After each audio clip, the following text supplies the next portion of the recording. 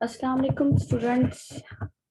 As we are at the topic of lake stratification and mixing of water.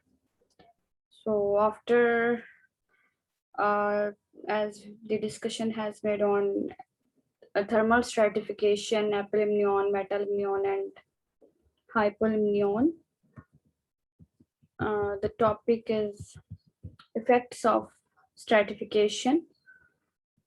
So here are some points about the hypolimnion and other two layers. The most important actions causing the lake mixing are wind, inflowing water and outflowing water. Mixing की वजूहात जो बनती हैं या तो wind जो है वो water को मिक्स करती है या इनफ्लोइंग वाटर किसी दूसरे सोर्स से उसे लेक के अंदर वाटर आ रहा है या उधर लेक से जो है वो वाटर आउटफ्लोइंग हो रहा है तो भी टेम्परेचर की डेंसिटी और टेम्परेचर में चेंजेस आ सकते हैं, तो इस वजह से लेक के अंदर जो है वो मिक्सिंग हो सकती है.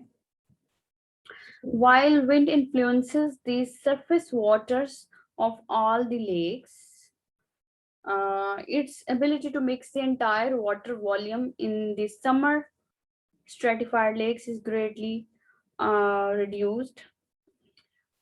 विंड जो है वो ज्यादातर उसका इफेक्ट तो सरफेस वाटर पे ही होता है, तो सरफेस का जो टेम्परेचर जब चेंज होता है देन फर्दर एपिलिमियम के बाद मेटालिमियन में भी टेम्परेचर चेंज हो जाता है जिसकी वजह से डेंसिटी डिफरेंस होता है तो लेयर बन जाती है.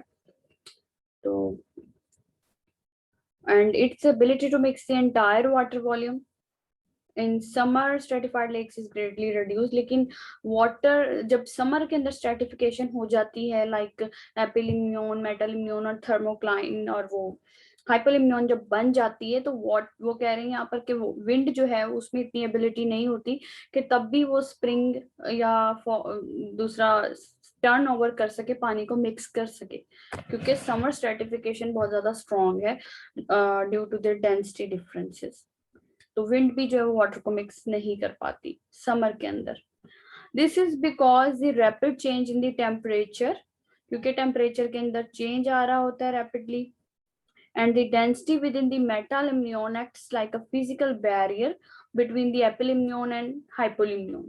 एपिलिमियन और हाइपोलिमियन के दरमियान में ये मेटल इम्यून होती है जो कि फिजिकल बैरियर है, जिसकी वजह से हमने बात की ना तो बॉटम पे से न्यूट्रिएंट्स एपिलिमियन में जा सकते हैं, ना ही एपिलिमियन से कोई न्यूट्रिएंट सोर्स जो है वो फॉल कर सकता है हाइपोलिमियन में, क्योंकि वहां पर एक बैरियर मौजूद है. Though not an absolute barrier, it takes a lot of energy to disrupt it. Energy required है बहुत ज्यादा इसको चेंज करने के लिए, अदरवाइज ये कोई इतना फिजिकल बैरियर नहीं है जिसको क्रॉस नहीं किया जा सकता. The stability of a lake's stratification, यानी कि जब लेक्स के अंदर लेयर्स बन जाती हैं तो उसकी स्टेबिलिटी जो है वो डिपेंड करती है, depends on many factors, most importantly the lake's depth. Lake की डेप्थ पे भी बेस कर रही होती है स्ट्रेटिफिकेशन, लेक की शेप पर and also size. Also playing a role are climate, orientation of a lake to the wind and inflow and outflow of the water. ये सब चीजें जो है बहुत ज्यादा रोल प्ले कर रही होती हैं, क्योंकि अगर लेक का साइज छोटा है और सरफेस एरिया भी वाटर का सरफेस एरिया कम है तो उसके लाइट या हीट को एब्जॉर्ब के रेशियो जो है उसमें फर्क आ सकता है. तो ये डिपेंड कर रहा होता है लेक की स्ट्रेटिफिकेशन बहुत ज्यादा लेक के सरफेस एरिया पर, साइज पर, ओरिएंटेशन पर, और बाहर क्लाइमेट मतलब ओवरऑल टेम्परेचर, वेदर कंडीशन पर भी. So as noted earlier in the shallow lakes जो इतनी डेप्थ नहीं है, less than about 10 to 12 feet deep, उनकी टोटल डेप्थ ही 10 या 12 फीट तक है. तो wind forces are usually strong enough to mix the water from top to bottom and thereby some thereafter summer stratification. So जिसका shallow lakes में क्योंकि गहराई कम होती है तो वो कहते हैं कि विंड की फोर्स इतनी पावरफुल होती है कि वो वाटर को मिक्स कर ले टॉप टू बॉटम. सो ये उस एग्जांपल में ही फॉल कर रहा है कि बॉट लेक की जो डेप्थ है उसका साइज भी काफी हद तक स्ट्रेटिफिकेशन के ऊपर असरअंदाज होता है। Lakes with a lot of water flowing through them, वो लेक्स जिनके अंदर से वाटर बाहर जा रहा है, आउटफ्लोइंग हो रही है, that is a short water residence time, उस लेक के अंदर पानी बहुत थोड़े अरसे के लिए रहता है और फ्लो कर जाता है वहां से।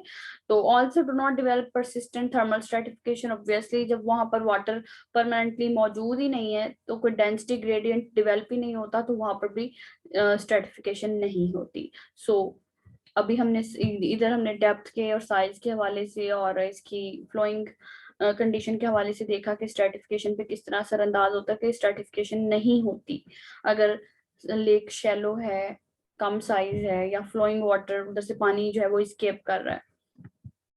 While a temperature gradient from warmer surface to a cooler bottom waters may exist in such lakes, a true metalimnion is not typically formed. वो कहते हैं अगर इस तरह की कोई शैलो या कोई परमानेंट लेक नहीं है, वहां पर अगर स्ट्रेटिफिकेशन हो भी जाती है तो वहां पर ये जो मेटालिम्नियन एक स्ट्रॉन्ग बैरियर है वो इतना कोई ज्यादा खास नहीं बनता, वहां पर इतना परसिस्टेंट मेटालिम्नियन मौजूद नहीं होगा।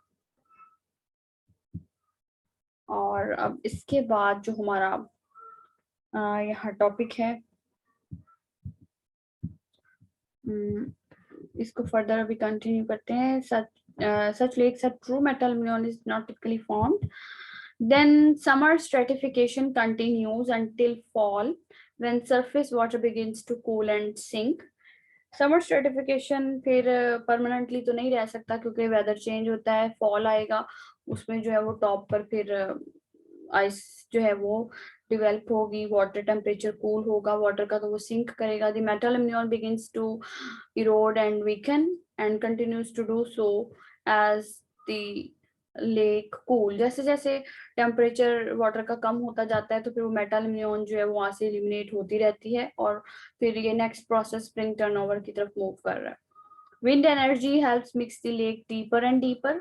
विंड से फिर क्या होता है कि वो जो आइस मेल्ट होगी और उसके बाद टेम्परेचर जो है वाटर का कम होगा, फिर मिक्सिंग होगी।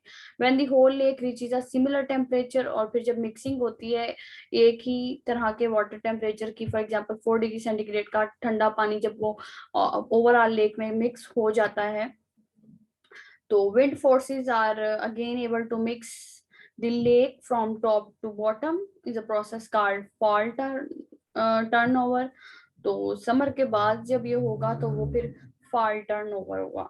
जो समर से पहले था विंटर के बाद वो स्प्रिंग टर्नओवर था, अब समर के बाद फॉल टर्नओवर हो रहा है, उसमें भी जो वो water with similar density and temperature mixing हो रही है।